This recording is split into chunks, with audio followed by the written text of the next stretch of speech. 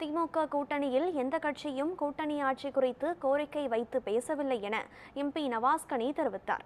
சிவகங்கை மாவட்டம் காரைக்குடி அழகப்பா பல்கலைக்கழகத்தில் இளையோர் நலன் மற்றும் அதிகாரப்படுத்துதல் மையம் சார்பில் மத நல்லிணக்க நாள் விழா நடைபெற்றது.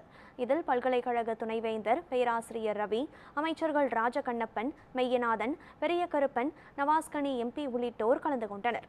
தொடர்ந்து செய்தியாளர்களை சந்தித்த நவாஸ்கனி, திமுக கூட்டணியில் எந்த கட்சியும் கூட்டணி ஆட்சி குறித்து கோரிக்கை வைத்து பேசவில்லை என்றும், வரும் 2026 தேர்தலில் திமுக கூட்டணி மகத்தான வெற்றி பெறும் என்றும் தெரிவித்தார்.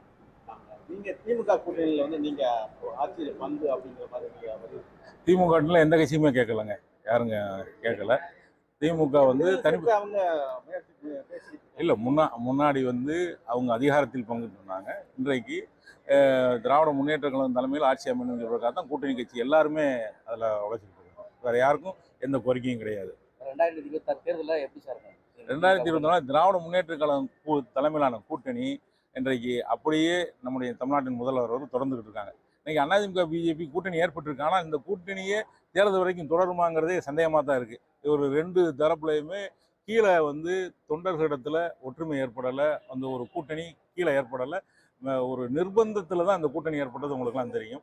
இது தேர்தல் வரைக்குமே தொடருமா என்கிறதே தெரியல. தொடர்ந்தாலும் இவர்களை தமிழ்நாட்டு மக்கள் ஏற்க மாட்டார்கள்.